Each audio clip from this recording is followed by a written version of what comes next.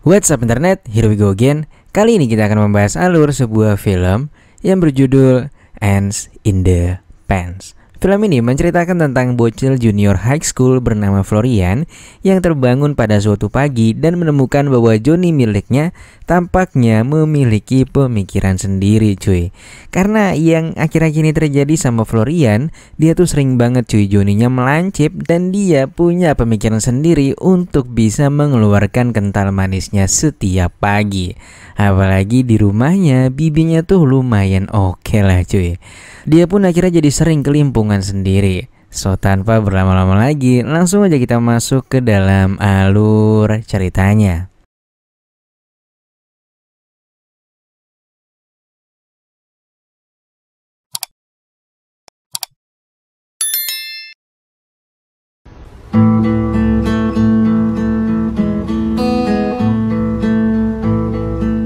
Film dimulai dengan menampilkan si pemeran utama yang baru aja terbangun dari tidurnya.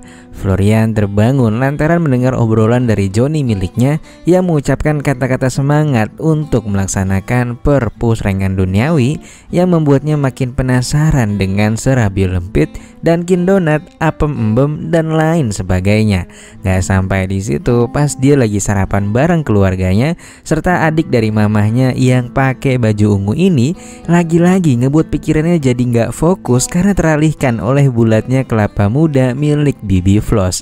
Udah gitu si Johnny juga makin kesini ngasih bisikan yang makin gak karuan. Sampai akhirnya ya dia pun kelimpungan dan kabur dari sana. Gak cuma di rumah, pas di sekolah nih Florian juga masih aja salfok sama bu guru yang berakhir dengan dia yang jadi kena omelan karena bengong terus dan dengerin suara aneh dari Johnny-nya. Intinya dimanapun dia berada, selagi ketemu yang seger-seger, pokoknya si Johnny tuh terus berontak dan membisikkan hal-hal yang gak bener cuy. Dan tentunya hal tersebut pun benar-benar mengganggu pikirannya.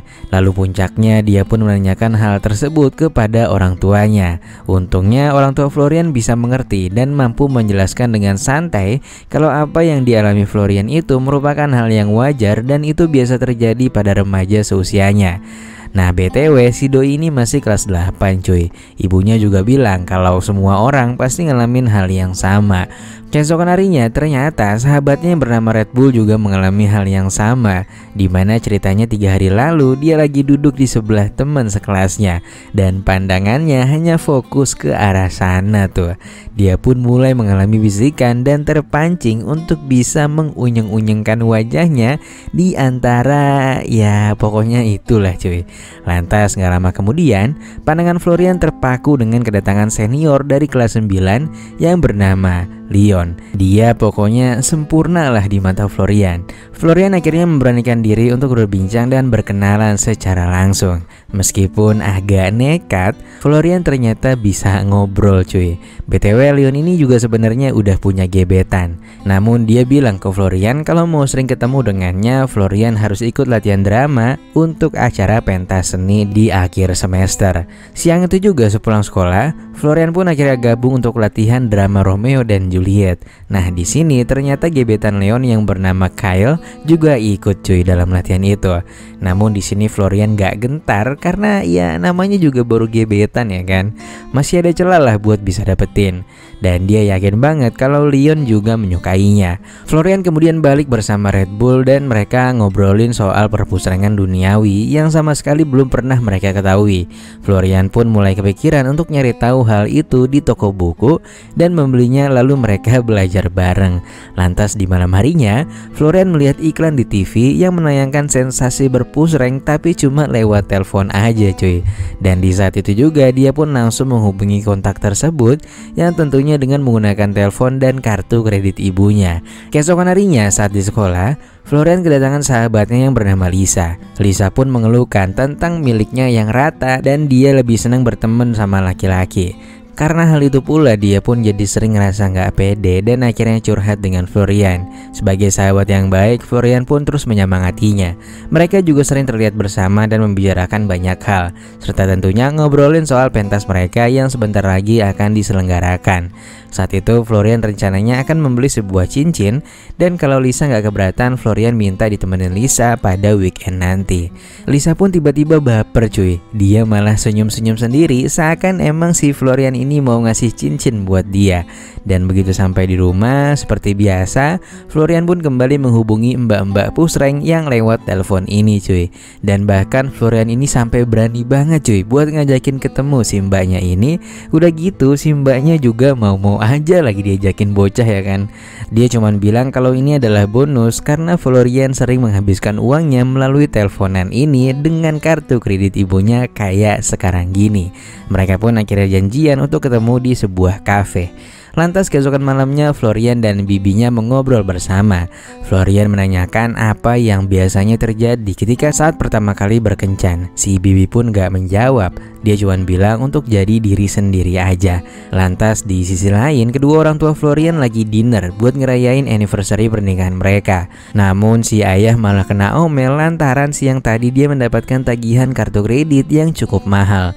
Hal itu pun disebabkan karena penggunaan telepon rumah yang melampaui kuota, dan si ibu menuduh si ayah yang melakukannya. Sementara di rumah, Florian ternyata melihat bibinya yang lagi di kamar mandi dan lagi nganu cuy pakai jari.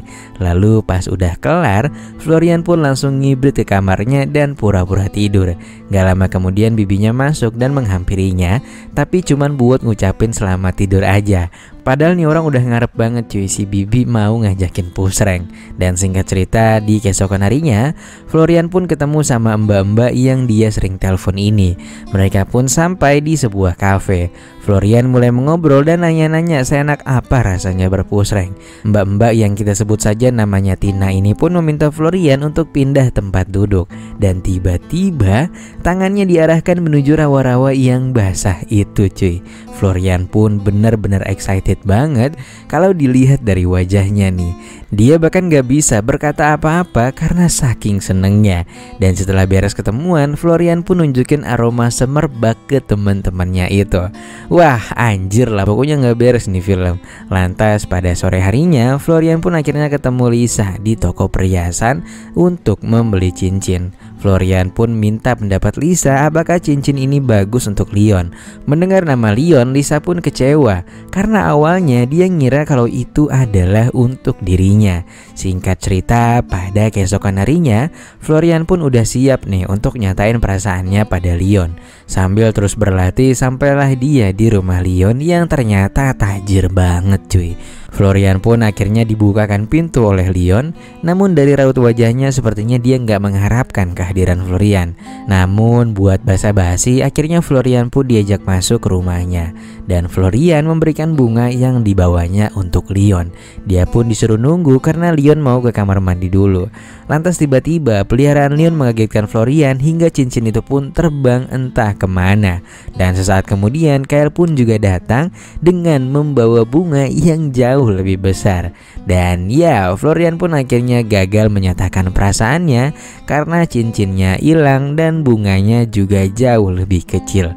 Singkatnya, begitu Florian di rumah, ia mendengar ibunya dan ayahnya yang tengah bertengkar soal tagihan telepon. Florian awalnya pingin ngaku kalau dialah yang bikin tagihan kartu kredit ibunya membengkak.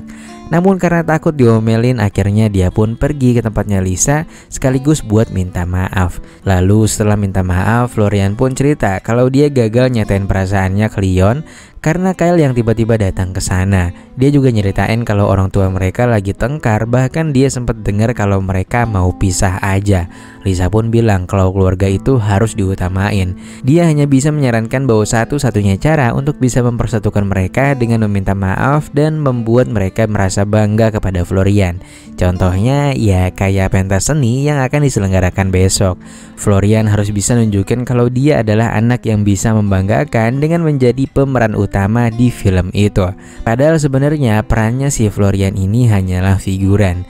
Dan karena terpengaruh oleh ucapan Lisa, mereka pun akhirnya membuat sesuatu.